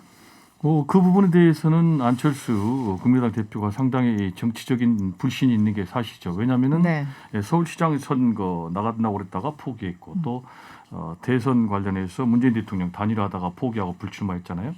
그러다가 또 이제 대선 나가고 서울시장 나가고 또 이번에 대선 나간다고 그랬다가 다시 이제 서울시장 선거로 바꿨지 않습니까? 그래서 습관적인 불출마나 또 동시에 습관적인 출마나 이렇게 네. 지금 민주당에서 공격을 하는데요. 네. 만약에 이번에 불출마할 경우에는 정치 생명 끝납니다. 그래서 제가 볼 때는 네. 무조건 끝까지 본인이 완주할 거라고 보고요. 다만 완주의 문제는 본인의 의지로 결정되는 것이 아니다. 네. 지금 이제 주장하는 게 범보수 야권 단일 후보를 주장을 하지 않습니까? 네네. 그러려면 뭐 국민의힘하고 당장 후보 단일화를 해야 되는데 크게 보면 단일화가 세 가지 형식이 있어요. 국민의힘 들어가서 본인이 후보가 되는 방법 하나 있고 또는 국민의힘 후보가 결정되면 그 후보와 단일화하는 방법이 있고 네. 또 하나는 완샷으로 네네. 오픈 프라이머리 해가지고 후보가 되는 방법이 있거든요. 그런데 국민의힘 들어가면은 제가 볼 때 후보가 안 될 것 같아요. 그러니까 못 들어가는 거예요. 네. 그럼 이제 국민의힘 후보와 단일화를 하든지 네. 아니면 원샷 오픈 프라이머리를 해야 되는데 어느 것 하나 다 지금 만만치 만만치 않은 않다. 상황이에요. 왜냐 여론조사 보니까 알겠습니다. 1%포인트밖에 나경원 의원하고 차이 안 나거든요. 그래서 제가 볼 때 이번이 본인의 알겠습니다. 정치 생명도 마지막 도전이다 이렇게 봅니다. 네. 제가 왜 웃었냐면 지금 네. 저만 듣고 있었군요. 이 초시계가 네. 헤드폰을 쓰셔야지만 네. 들리네요. 지금 그래요? 헤드폰을 좀 네. 그런 경우도 있고 내용이 너무 좋으면 또 빨리 들어가는 경우도 있죠. 네. 어떤 건지 말하지 않겠습니다. 헤드폰을 좀 착용해 주시고요, 그럴까요? 교수님. 네, 네. 그래야지 지금 이런 걸 소리가 아시탑이라고 그러죠. 네. 좌도치. 이제 안철수 뭐 대표가 출마 선언했기 때문에 간단하게 질문을 드렸고 오늘 본격적인 살살합시다 이슈 들어가 보도록 하죠. 조금 전에 제가 여야 의원들 인터뷰를 했습니다만 문재인 대통령 아들 문준용 작가에 대해서 지원금 받은 거 가지고 이거는 너무 심했다 혹은 뭐 이거 아니 예술가가 받는 건 당연하지 굉장히 그 상반된 입장이 나오고 있습니다. 먼저 두 분 어떻게 보셨습니까? 어떤 분 먼저 하시겠어요? 예술가가 받는 게 당연하지가 않죠. 지금 우리가 뉴욕에서도 한 예술대학에서 졸업식에서 총장이 그런 데잖아요. 네. 이제 졸업하면 당신은 공식적인 실업자가 되는 거다. 그러니까 네. 예술의 길이라는 거는 가난, 고난 이걸 같이 하는 거죠. 근데 이 문준용 씨의 경우에는 지난번에 파라다이스 재단에서 공모전에서 3천만 원도 받았어요. 그러면 자 거기서 이미 큰 돈을 받았으면은 이런 기회는 다른 사람한테 양보하는 게 좋고요. 그다음에 얼마 전에 벤츠를 타고 와서 무료로 밥을 달라고 해가지고 굉장히 우리 국민들이 공분한 적이 있어요. 이분이 직업이 대통령 아들은 아니지 않습니까? 그럼에도 네. 불구하고 문재인 대통령의 아들이면은 이분이 굶거나 집세가 밀리거나 이런 건 아니잖아요. 그런 점에서 또 역병이 돌면은 옛날에 그 조선시대에서도 임금이 반찬의 가지수를 줄이고 네. 옷을 아주 굉장히 허름한 옷을 입었죠. 마찬가지라고 봅니다. 네. 조심했어야죠. 네, 알겠습니다. 시간 내에 멘트를 끝내주셨어요. 네. 네, 교수님은 어떻게 보십니까? 지금 이제 전 의원님 말씀 보면은 여기도 네. 편견이 있는 것 같아요. 대통령 편견? 아들이니까 부자다. 특혜. 아니, 부자라고 안 있었을 했어요. 것이다. 아니 지금 맥락은 그렇잖아요. 그런데 지금 굶지 않는다. 코로나19 피해자는 예의가 없는 거예요. 네. 문준용 씨도 굉장히 힘든 거예요. 네. 세 건이나 전시회가 취소가 됐고 그러니까 이분 같은 경우도 지금 먹고 살기가 힘든 거예요. 그래서 가장 중요한 것은 불법 비리가 있었냐 특혜가 있었냐라는 거 아니겠습니까? 법을 안 지키면 대통령 아들이면 더 감옥 가는 거예요. 네네. 그래서 법을 지켰느냐 안 지켰느냐 가장 중요한데 이 부분에 대해서 지금 국민의힘에서 딱 떨어진 얘기는 못하고 뭐라고 그러냐면 대통령 아들인데 왜 받느냐 염치가 있어야지. 이른바 국민 정서법으로 갖다 네. 대거든요. 네. 그럼 대통령 아들도 밥 먹고 살아야 되잖아요. 네. 그러면 어떻게 살라는 거예요? 또 대통령 얹혀 살면 얹혀 산다고 공격하고 또 해외에 나가면 해외로 도피했다고 하고 그러니까 대통령 아들이 법 위에 군림하면 안 되고 네. 특혜를 받아도 안 되지만은 법 앞에 만인이 평등하니까 네. 문진용 씨에도 동일한 잣대를 대야 된다 이런 생각입니다. 지금 청취자분들도 의견이 이제 엇갈리시는데 3173번님은 역차별을 받더라도 대통령 아들이라면 다른 사람한테 양보를 해야지 이렇게 의견 주셨고요. 또 5637번님은 대통령 아들이라서 지원금 타면 안 되나요? 이 나라 국민이고 시민입니다. 그분도 세금 내잖아요. 이렇게 문자를 주셨습니다. 어쨌든 문준영 씨가 이제 야권에서 워낙 공세를 하니까 해명을 2차례 걸쳐서 내놓은 것 같아요. 이 지원금은 내가 개인적으로 받은 것이 아니라 나와 그 전시회를 준비했던 소위 말하는 영세 예술인들한테 간 거다. 큐레이터나 이런 분들한테. 그리고 또 통장도 따로 준비하고 있고 영수증도 다 챙기고 있다. 나 개인에게 화살 돌리지 말아라고 반박을 했어요. 이 부분은 어떻게 보십니까? 그 뭐 당연한 얘기를 그렇게 자꾸 하는지 모르겠어요. 아니 그 당연하지. 그럼 그걸 혼자서 다 먹습니까? 그리고 지금 문준용 씨만 힘든 게 아니에요. 문준용 씨보다 더 아주 고달픈 사람들이 있는 거예요. 네. 문준용 씨는 파라다이스 재단에서도 저는요 그 공모전에 내서는 안 된다고 봅니다. 파라다이스 재단이 카지노 그다음에 도박 말하자면 호텔 이런 거 하는 데잖아요. 그래서 정치인들은 사실 파라다이스 재단에서 돈을 주지도 않지만은 후원금이라도 거절을 합니다. 그런데 거기 뭐 공모전에는 나가는 거 좋다 이거예요. 거기까지. 그러면 3천만 원을 받았으면은 또 1,500만 원을 그거를 또 해야 되는 겁니까? 그리고 문준용 씨 같은 경우는 제가 볼 때는 너무 이 대응 방식이 네. 아버지 지지율 깎아먹는 거예요. 그렇게 보십니까? 네. 아니 문재인 대통령이 지금 그러지 않아도 힘들고 이러는데 좀 뭐 도움이 되지는 못할 망정 뭐 착각들 하시나 보는데 나는 심사 다 받았다. 뭐 그런 식으로 하면은 뭐 삼성의 이재용 부회장이 일반 사원으로 들어가서 심사 받고 취직 시험 보면은 그거 떨어뜨릴 수 있겠습니까? 솔직히 얘기해서. 그리고 이번에 문제다. 블라인드 네. 테스트도 아니었고요. 이번에. 네. 그리고 문재인 대통령도 지금 모든 거를 삼가고 피하고 이러는데 아들도 네. 그래야죠. 시간이? 아버지 따라야죠. 알겠습니다. 이 초시계가 굉장히 효과가 있네요. 좋네요. 좋네요. 아주. 네. 지금 입장에서. 저도 좋아요. 정 의원님께서 네, 네. 이렇게 나눠 먹는 거 당연하다고 얘기했는데 그러면 문제가 안 되는 거예요. 일단 투명하게 예산 자체를 서울문화재단에서 관리하거든요. 네네. 통장을 따로 해가지고 네. 그래서 작가가 가져가지도 못해요. 그러면 이제 갤러리에다 줘야 되고 그리고 큐레이터 줘야 되고 기술자 줘야 되고 네, 또 동료 예술자 줘야 되는 거예요. 그리고 다 영수증 첨부해야 되는 거예요. 네. 투명하게 집행하는 거예요. 그러면 네. 뭐가 문제냐. 그리고 1,400만 원 같은 경우도 뭐 1,400억도 아니고 정상적인 지원 절차에서 다만 아까도 얘기했지만 선정 절차에 문제가 있다든지 네. 자격이 안 되는데 바꿔서 변칙적으로 했다든지 이러면 문제가 되는 거예요. 네. 대통령 아들도 다시 얘기하지만 정상적인 삶을 살 수 있도록 해야 되는 거예요. 네. 또 뒤집어서 얘기하면은 그러면 음성적인 돈 받아가지고 음성적인 삶을 살아는 얘기는 아니잖아요. 네네. 그런데 계속해서 뭐 의혹만 제기하거든요. 취업 특혜 의혹 제기했는데 아무것도 나온 거 없어요. 또 이것도 제가 볼 때는 하나의 정치 공세라고 보는데 네. 이런 부분은 제가 볼 때는 구태 정치니까 좀 정확한 근거 없으면 좀 자제해야 된다 이런 생각입니다. 네. 그 취업 문제에 대해서는 정보 공개를 안 해가지고 이번에 하태경 의원이 정보 공개의 그 판결을 받아낸 거예요. 그렇기 때문에 또 이 서울문화재단에서도 이번에 그 과정을요 개인정보다. 아니 그럼 개인정보면 아무것도 못합니까? 개인정보 부분은 가리고 어떻게 해서 이 돈이 지급됐고 심사의 기준이 뭔가. 그리고 한간에서는요. 이게 증강현실 그 오규먼트 섀도우 뭐 증강현실의 그림자다 이러는데 파라다이스 재단에서 한 작품하고 네. 이 작품하고 너무 똑같은 거예요. 그래서 많은 사람들이 어떻게 곰탕도 아니고 이렇게 2번씩 3번씩 우려먹느냐. 그러니까 이런 과정 같은 것도 이 성명을 해야죠. 그리고 그 문준용 씨도 분명히 그랬어요. 이렇게 다 나눠주고 막 이러지만 작가의 인건비는 받긴 받았다. 이렇게 얘기를 한 거예요. 그럼 자기도 이제 받았다는 거 아니에요? 그리고 문준용 씨가 지금 뭐 힘든 거 다 좋습니다. 지금 대한민국이 힘들지 않은 사람이 누가 있어요. 네. 저도 힘들고 우리 동네에 문 닫은 식당 아주머니도 저 붙잡고 울기도 하고 그랬어요. 다 힘들어요. 근데 그분들이 재난지원금 100만 원 받았어요. 그러니까 문준영 씨가 뭐라고 했냐면 이건 재난지원금이 아니라 작가들에 대해서 지원을 하는 작품활동 지원비다. 네. 이랬죠.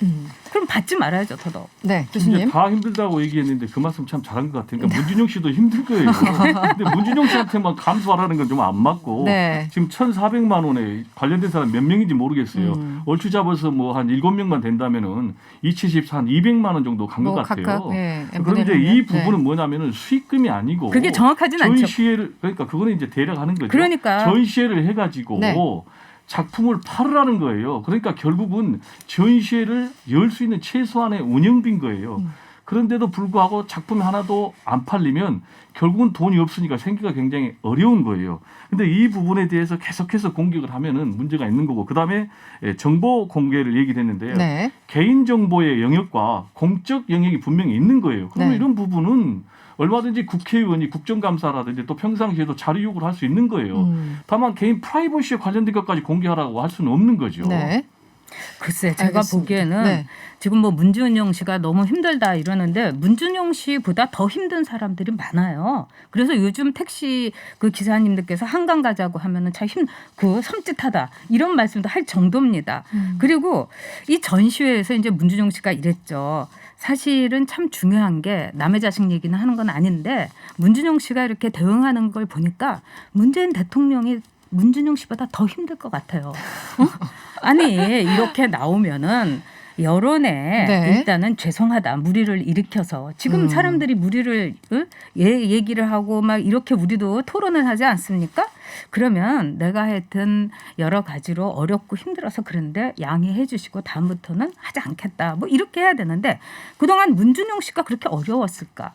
저는 근데 교구도 지금, 납품했잖아요. 근데 지금 교육부 계속해서 산하에서. 같은 논리만 가는데 아, 지금 무리를 일으켰다고 하는데 무슨 무리를 일으켰어요? 아니 그리고 이게 무리인 거죠. 그럼 뭐가 무리예요? 문준영 씨만 힘드냐라는 얘기는 제가 계속했어요. 아니, 문준영 근데- 씨만 힘든 게 아니고 다른 사람은 아니 힘든 아직 게 1분 아니에요. 30초 안 됐는데 이렇게 하면 안 되죠. 같은 얘기를 계속 하니까 이렇게 우리 룰을 기자한테- 어기면 안 되는 거예요. 아, 네. 마무리 발언 시간이 아니, 좋아요. 됐습니다. 그럼 네. 같이 나눠서 하자고요. 근데 제가 말씀드린 거는 네. 같은 논리를 계속 얘기하니까 반복만 아니 되잖아요. 그거는 되게 그 생각이지 같은 논리를 그러면 배종우 기자는 내가 이미 앞에서 결론을 낸 문제를 갖고 다시 설명을 하고 그러는데 우리 서로 그렇게 하는 거는 어른답지 못하고 알겠습니다. 일단은 네. 교구 납품도 했잖아요. 그리고 3천만 원도 받았고 그다음에 이렇게 가난하다고 아주 뭐 정말 먹을 끼니가 없는 사람들도 많은데 그건 아니잖아요. 알겠습니다. 주변을 돌아봐야죠. 자, 겸손해야죠. 그러면요, 이제 저도 발언을 주세요. 제가 질문만 할게요. 자, 네. 무리를 일으켰다고 주장하셨는데 무슨 무리를 일으켰는지 얘기해 주시고 네. 그다음에 문준용 씨만 힘든다고 생각하지 말라고 하는데 그런 상황이 아니잖아요. 근데 왜 아닌 논리를 계속해서 얘기하냐 이거 내 질문. 뭐가 그런 상황이 아니에요? 아니 문준용 그러니까 씨가? 지금 계속해서 논리가 아니, 왔다 갔다 그러면은 하는 게 지금요. 제가 이건 제 발언기에 만약에 룰대로 한다면은 자 제가 계속 얘기했어요. 코로나19 상황에서 문준용 씨도 힘들고 다른 사람도 힘들다라는 얘기를 했는데 우리 전 의원님은 문준용 씨는 자꾸 힘이 남들보다 덜 들지 않느냐라는 맥락으로 얘기를 하니까 그 부분에 대한 질문 드린 거고 네. 두 번째로는 지금 딱 떨어지게 무리를 일으켰으니까 죄송하다라고 해야 된다라고 주장을 하셨으니까 그럼 무슨 무리를 일으켰느냐 법을 어겼느냐 아니면 도덕성이 훼손되느냐 이런 부분을 구체적으로 얘기를 하시라고 질문하는 거예요. 자, 지금요. 이 민주당에서는 뭐라고 하면 법을 어겼냐. 이건 불법이 아니지 않느냐. 조국도 그러고 다 그럽니다. 그런데 지금 문준용 씨는 법도 어겼죠. 어떤 점에서 보면은요. 자, 이 고용정보원에서 문준용 씨가 취직하는 그 과정에 있어서요. 굉장히 미심쩍은 게 많고 또 문준용 씨의 그 취직 과정에 대해서 6일 동안만 일부 사람에게만 공모를 한 거. 네, 의원님. 이것도 굉장히 증거로서 문제가 있어요. 그다음에 죄송합니다만 오늘 그 주제는 네. 이번에 예술인 지원금을 조금 한정해 그러면 주시면 그렇죠. 고맙겠습니다. 예술인 지원금도 네. 그렇습니다. 네. 지금 문준용 씨가 1,400만 원을 받았다고 하는데 네. 문준용 씨 이름이 그때 다 노출이 됐지 블라인드가 아니었다는 거예요. 그리고 두 번째로는요. 우리가 예술을 하는 데 있어서 파라다이스 재단에서 말하자면은 증강 그늘 증강 그림자 인사이드 이걸로 3천만 원을 받았어요. 그런데 서울시에서는 증강 그림자 아웃사이드 밖에 그러니까 안에서는 3천만 원 밖에서는 1,400만 원인데 작품이 거의 똑같아요. 그게 똑같다는 거는 많은 사람들이 얘기했고 문준용 씨도 뭐라고 얘기하냐면 이렇게 얘기합니다. 자, 여기서 이렇게 똑같은 전시회를 하면은 작품을 하면 나중에 다른 데 가서도 똑같이 할 수 있다. 그러면은 적어도 말하자면 이 공모라든가 이 시범하는 데서는 해서는 안 되는 거죠. 똑같은 걸 어떻게 두 번씩이나 해갖고 돈을 탑니까? 4,400만 원. 제 발언 차례까지는 하고 좀 잘 앵커께서도 균형을 맞춰서 진행을 해주셔야 되는데 맞추고 지금 있습니다. 저기 국민의힘에서는 뭐라고 공격하냐면 정유라 문준영 방지 조례를 만들자라고 얘기하고 있어요. 이게 지금 정유라하고 문준영하고 같은 지금 사안입니까? 정유라 씨 같은 경우는 알겠지만 부정입학 딱뜨리게 법 위반했고 학사관리, 성적관리 위반해가지고 딱뜨리게 처벌받았고 삼성에서 말 공급받아가지고 결국은 자기 어머니 감옥 가고 박근혜 전 대통령 탄핵됐잖아요. 그런데 이게 지금 동일 사건입니까? 그리고 지금 전효혁 의원 같은 경우서 뭐라고 그러냐면은 법을 어겼다라고 주장을 하고 있는데 뭘 법을 어겼는지 또 미심쩍다 의혹을 가지고 얘기를 하는 거예요. 그러니까 이런 식으로 똑같이 국민의힘이 하면은 결국은 정치 공세에 불과하고 정치 불신 내지는 정치 혐오만을 일으키니까 이런 제1야당의 자세는 이제 고쳐야 되고 김종인 비대위원장이 얘기했잖아요. 새로운 야당이 되겠다. 합리적인 야당이 되겠다. 그럼 그런 자세를 보여줘야 된다. 이런 얘기를 좀 강조하고 싶습니다. 네. 여기서 이슈를 왜냐하면 정리를 해야죠. 똑같이 맨날 법을 얘기하는데 우리가 이러면 말싸움밖에 안 되는 거예요. 아니 앵커도 발언이 한 번 가면 정리를 해야죠. 네, 지금 정리를 하고 있습니다. 그러니까 계속 똑같은 말을 해야 돼요. 오케이. 지금 다른 이슈로 넘어가도록 하겠습니다. 그렇게 얘기하면 안 돼요. 예의를 지켜야 돼요. 1608번님이 한마디만 할게요. 이분 이제 듣다 또 문자 주신 것 같은데 문준용 씨가 선정됐다가 양보했다면 기사 하나라도 나왔을까요? 또 이런 질문도 함께 주셨네요. 두 번째 이슈는 오늘 탈당했죠. 국민의힘 전봉민 의원 얘기입니다. 아빠 찬스 관련해서 굉장히 논란이 일고 있습니다. 부산 중견건설사 오너인 부친이 사업체를 차려잔 뒤에 일감 몰아주기로 재산을 130배 불린 의혹이 제기됐습니다. 이 아빠 찬스는 어떻게 보셨는지 먼저 교수님 먼저 발언 좀 해주시죠. 매우 심각한 문제. 이거는 여기 국민 감정의 정세의 문제가 아니고요. 비리 종합 의혹 세트라고 지금 받고 있거든요. 당장 아버지가 취재 기자에게 3천만 원을 준다는 그런 동영상이 찍혔지 않습니까? 이 부분은 첫째 딱 떨어진 김영란법 위반입니다. 왜냐하면은 언론인도 이 대상이거든요. 그래서 이 부분은 제가 볼 때 앞으로 수사를 해서 처벌을 받아야 될 사안으로 보이고요. 그다음에 이제 편법 증여 문제가 있습니다. 일감을 몰아줬고 또 일감을 떼줬거든요. 그럼 이제 이거는 증여세를 탄류한 문제가 되거든요.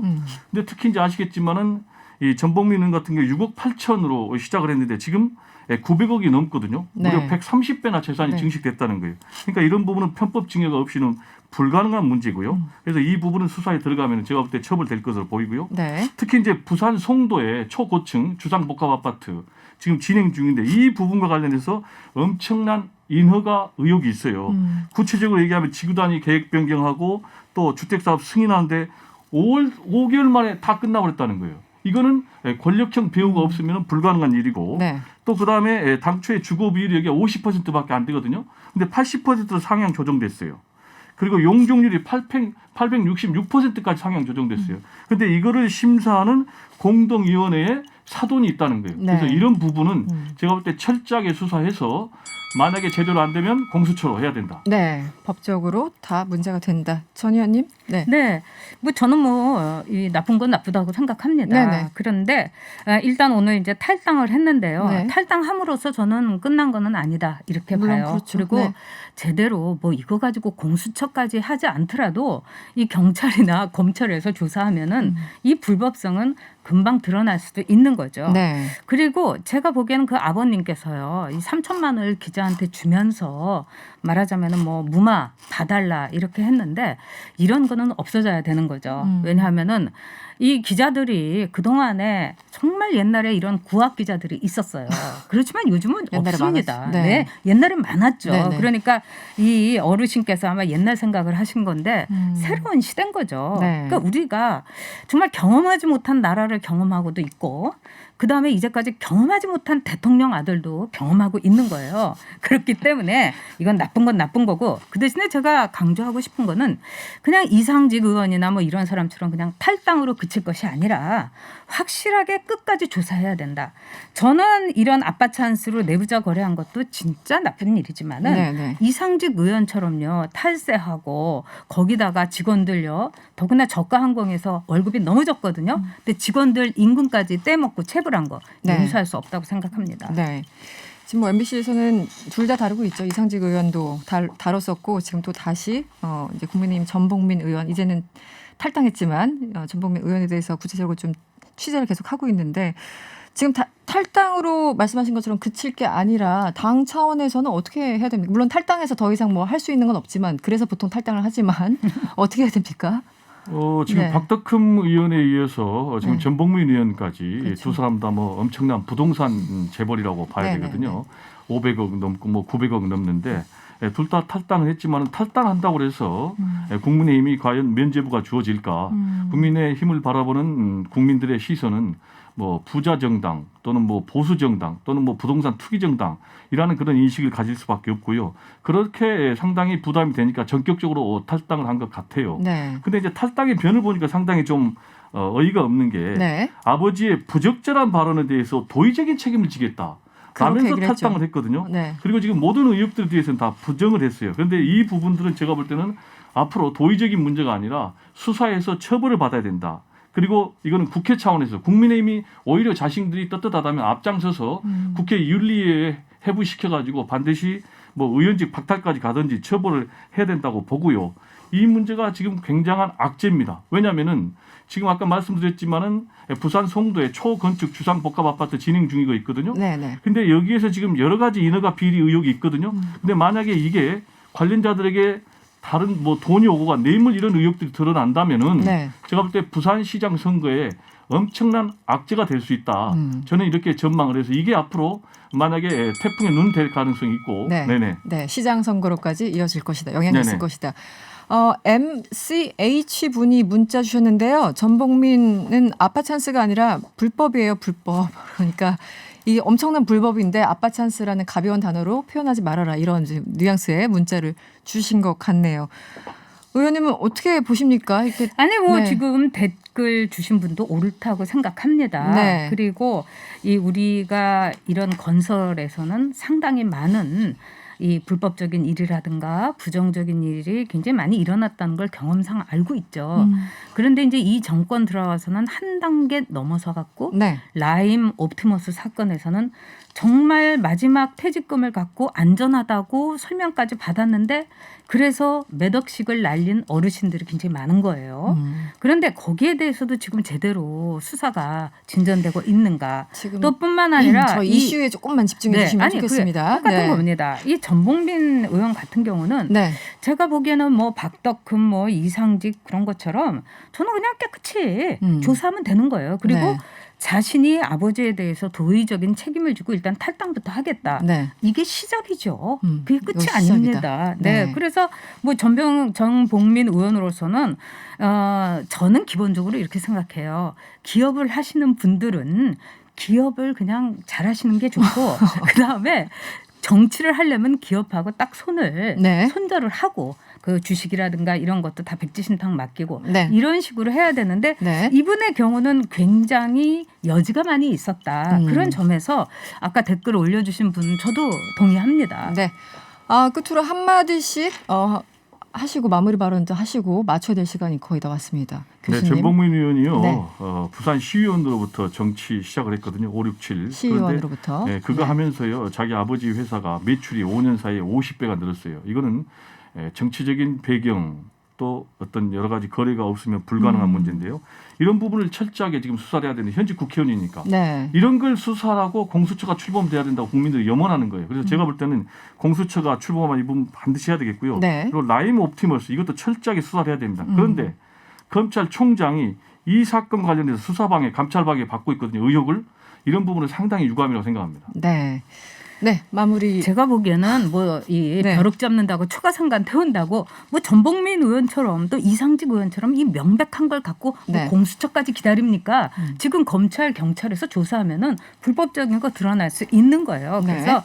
제가 보기에는 이제 정말 이 우리가 문준용 씨에 대해서 분개하는 거는 겸손하지 못하기 때문이에요.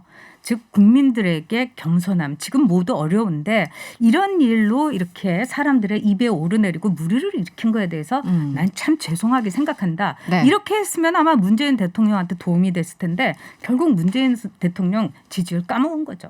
알겠습니다. 양쪽 다 의견을 들어봤고요. 다른 질문을 드릴게요. 오늘은 어떠셨습니까? 토론이 이제 마무리 끝날 시간이 한 1분 정도 남아가지고 오늘 토론은 어떠셨습니까? 토론이 화끈한 건 좋은데 네, 초식의 도입을 반복은 안 했어요. 됐으면 좋겠습니다. 반복 안 됐으면 좋겠다. 네, 작은 소망. 네, 알겠습니다. 전희옥 의원님 어떠셨습니까? 저번에 버스에서 전화 받는 것보다는 스튜디오가 좀 나으시죠? 그리고 너무 죄송한 일이죠. 네. 그러니까 제가 하여튼 시간을 칼같이 지키는데 저도 많이 반성하고 있어요. 명방송 기자니까요. 칼 같아요. 원래 네, 오늘 유명했어요.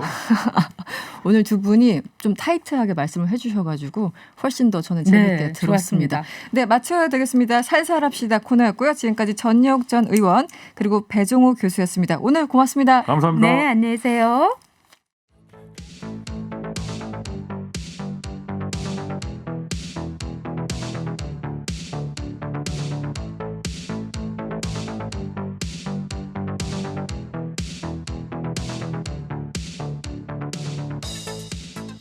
네, 우리나라를 대표하는 전통 무예죠. 태권도 얘기를 꺼내보려고 합니다. 태권도는 올림픽 정식 종목으로 채택될 만큼 높은 위상을 자랑하고 있습니다. 그런데 지난해 초에 TBS 특별 취재팀 앞으로 태권도계의 비리를 고발하는 충격적인 제보가 들어왔다는데요. 오늘 명랑 인터뷰에서는 이 문제를 집중 취재해온 TBS 보도본부 국윤진 기자와 자세하게 이야기 나눠보도록 하겠습니다. 안녕하세요. 안녕하세요. 네, 이 취재를 언제부터 시작을 하셨어요? 제가 이 취재를 지난해 5월에서 6월부터 시작을 했으니까 지금까지 한 1년 6개월 정도가 다 돼갑니다. 사실 어떤 그 비리를 취재하고 캐내는 데는 상당한 시간이 걸리잖아요. 네. 이게 또 명예훼손 등등 여러 가지 문제들이 법적 문제들이 있어서 그런데 아까 제가 처음 시작할 때 모두에서 말씀드린 것처럼 이게 제보가 들어와서 시작을 하게 되신 거라고요. 예, 맞습니다. 네네. 저희가 지난해 초에 받았던 제보들 중에 특히 그 서울시 태권도협회 회계 내역을 입수했는데 그 내용이 좀 충격적이었더라고요. 네. 바로 이 서울시 태권도협회 전 회장의 하루 휴일 수당이 700만 원인 것을 확인을 했는데 하루 휴일 수당이 휴일 수당만 700만 원이었습니다. 와. 그런데 이게 교통비부터 귀양비까지 꼬박꼬박 급여성 경비를 계속 받으면서 한 1년 6개월간 9천여만 원을 받아간 것으로 확인이 됐거든요. 네네. 그런데 문제는 이를 증빙할 영수증이 단 하나도 없었다는 겁니다. 그래서 보통 네네. 사실 이렇게 되게 좀 놀랍더라고요. 태권도라고 하면은 말씀하셨던 대로 우리나라 전통 무예이기도 하고 또 올림픽 정식 종목에도 올라갔고 많은 분들이 어렸을 때 한 번쯤은 태권도장에 가보기도 하는 그런 생활체육이잖아요. 그렇죠. 네. 그런데 이게 연줄이나 인맥에 의해서 돈이 부정적으로 사용되고 또 승부가 뒤바뀌고 한 부분이 좀 안타깝게 느껴졌습니다. 결론적으로 일단 지금 700만 원 말씀하셔서 워낙 그 액수도 크고 그 돈은 어디로 흘러나간 겁니까? 개인적으로 유용을 한 건가요? 어떤 회의를 할 때 교통비를 댔고 그리고 어디 출장을 갈 때 거기에 필요한 귀양비라고 얘기를 하는데 근데 가장 중요한 건 그 자기 협회의 규약에도 비상근 임원 그러니까 회장한테는 이런 돈을 최소화하게 주라고 돼 있거든요. 그런데 그런 규정을 무시하면서 돈을 남발한 거죠. 그렇다면은 그동안 이제 회계 관리나 부실 이런 것들을 누군가는 알고 있었고 그래서 제보가 들어오게 된 건데 실체는 어느 정도였습니까? 그 실체는 사실 저희가 확인한 거는 일단은 그 들어간 돈의 출처에 따라서 그 개개인의 내역이 다 달라지는데요.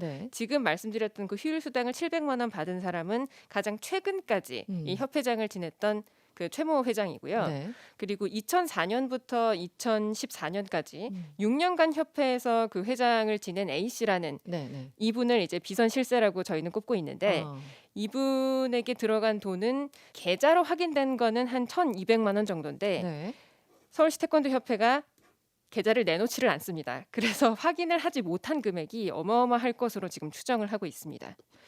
이게 이제 회계관리 부실 얘기를 제가 하는 이유가 이 국정감사 자료까지 조작을 했다고 해서 도대체 어떤 상황인지 조금 더 설명해 주시면 어떤가요? 네, 국정감사는 지난 10월에 국회 문화체육관광위원회 이제 국정감사에서 그 서울시 태권도협회 비리가 공론화하기 위해서 이제 서울시 태권도협회 측에 자료 제출을 요구를 했거든요. 거기에 제출한 자료 중에 서울시 태권도협회에서 운영과장으로 9달 근무한 B 씨가 있는데 이 B 씨가 고작 9달 근무하고 퇴직금을 5,200만 원을 받아갔습니다. 근데 서울시 태권도협회는 예전에 이 근무 일수를 그냥 9달이라고 밝혔는데 이번에 제출한 자료에는 6년으로 그러니까 9달에서 6년으로 근무일수가 7배나 부풀려진 거예요. 한마디로 말의 앞뒤가 다르죠. 네네. 그래서 이게 서울시의 그 공식적인 조사에서도 이 자료가 조작됐다는 게 밝혀졌고요. 네. 사실 국감에 허위 자료를 이제 제출했을 경우에는 현행법에 적용받을 수 있는 부분이거든요. 네네. 그래서 국회 그 상임위 차원에서도 이 부분에 대해서는 공식적으로 감사원 감사를 청구해야 한다라고 얘기를 하고 있습니다. 이게 뭐 한 9개월에서 12개월 이런 정도도 아니고 6년 그렇죠. 이렇게 뛰어버리면 누가 봐도 황당한 숫자인데 이 서울시 태권도 협회를 관리 감독할 수 있는 뭐 견제 장치가 전혀 없었다라는 것처럼 들리네요. 예, 맞습니다. 사실 서울시 태권도 협회 관리감독 기관이 좀 여러 층위로 나뉘어져 있어요. 네네. 가장 높은 상위 기관은 바로 문화체육관광부와 뭐 대한체육회라고 할 수 있고요. 또 이제 서울시 산하라고 이제 봤을 때는 가장 가까운 상위 기관이 서울시 체육회거든요. 네. 그런데 우선은 이 문화체육관광부와 대한체육회에서도 이런 문제를 인지하고 이미 몇 년 전에 이런 감사를 진행해서 개선 명령을 내렸는데 그 이후에 개선이 어떻게 진행되고 있는지를 사실 사후 확인을 하지 않은 거죠. 그리고 서울시 체육회에서는 좀 이 문제에 대해서 굉장히 소극적으로 대응을 하고 있다가 이번 국정감사에서 좀 문제가 커지니까 부랴부랴 서울시랑 대책 마련을 하겠다면서 지금 TF를 꾸리고 이제 TF가 내일까지 활동을 하고 다음 주 월요일에 결과를 내려고는 합니다만 네네. 과연 얼마나 특단의 대책이 나올지는 좀 더 지켜봐야 될 것 같습니다. 또 하나는 승부 조작 문제. 최근에 승부 조작으로 이 피해 학생 아버지가 극단적인 선택을 하는 일까지 있었다고 하는데 어떤 내용입니까? 지난 2013년으로 거슬러 올라갑니다. 네. 서울 강남구에 있는 국기원에서 당시 전국체전 고등부 서울시 대표 선수 선발전이 열렸었는데요. 그때 주심이 한 학생, 그러니까 피해 학생이죠. 이 학생한테 경고 8개를 남발한 건데 네. 심지어 7번의 경고가 경기 종료 50초 전에 그러니까 한꺼번에 무작위로 이뤄졌습니다. 보통 이렇게 경기가 끝나기 1분을 남겨두지 않고 경고가 8개, 7개가 이제 남발되기가 되게 흔한 일은 아니거든요. 그렇죠. 이 50초 전까지만 해도 피해 학생이 5대1로 앞서던 상황이었습니다. 결국에 역전패를 당했고요. 또 이 학생의 아버지가 태권도 관장이셨는데 이런 어떤 시스템, 심판의 편파 판정에 항의하면서 스스로 목숨을 끊은 겁니다. 이후에 경찰 수사를 통해서 이 경기에 서울시 태권도 협회 관계자 5명이 조직적으로 승부 조작에 가담했다는 사실이 확인됐고요. 관련 형사 재판이 아직까지도 진행이 되고 있습니다. 한마디로 문제가 벌써 2013년에 일어난 건데 7년이 지났는데도 여전히 해결이 되지 않고 있다는 거죠. 그것도 이상하네요. 그 피해 학생은 지금 어떻게 지내고 있습니까? 피해 학생은 아버지를 여인 뒤에 계속 혼자 살고 있는 것으로 확인됐습니다.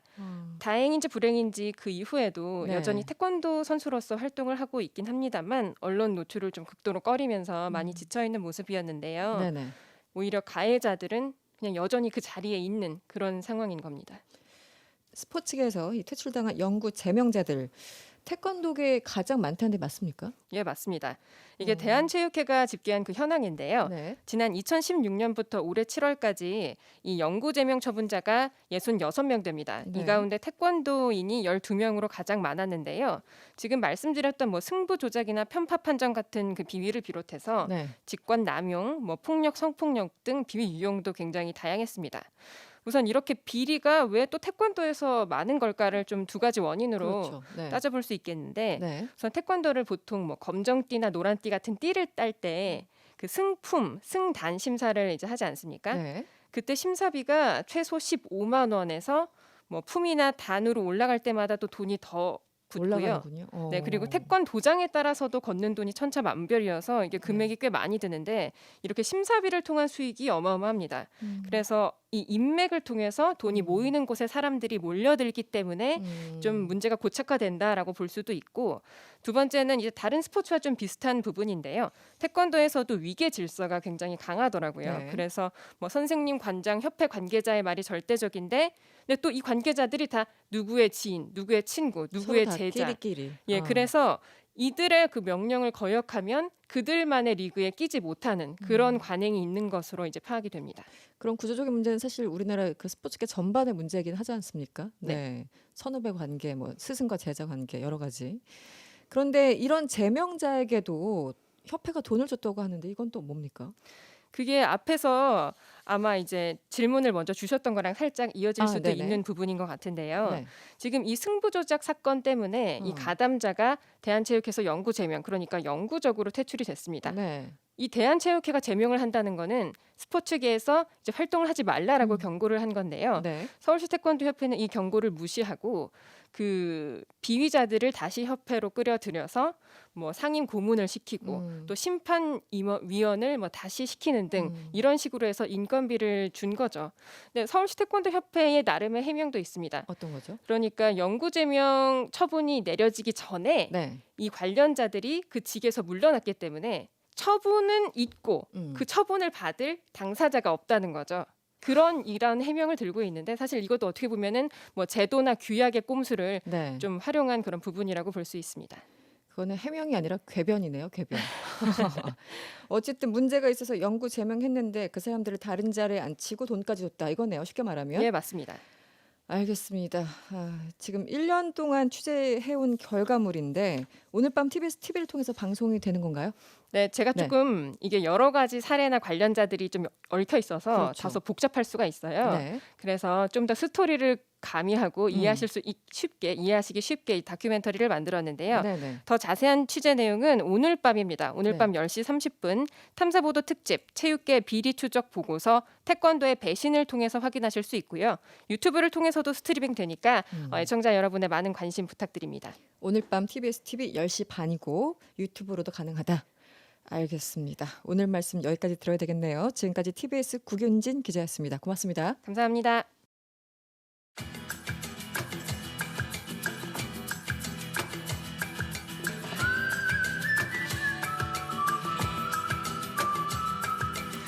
네, 인터뷰 어떻게 들으셨는지 궁금합니다. 이 비리 사건, 부정 사건 관련 내용 들으시면서 문자를 많이 주셨는데요. 6114번님, 의도적인 부정 판정으로 선수의 아버지가 자살하다니요. 이게 있을 수 있는 일이긴 합니까? 이렇게 문자를 주셨고요.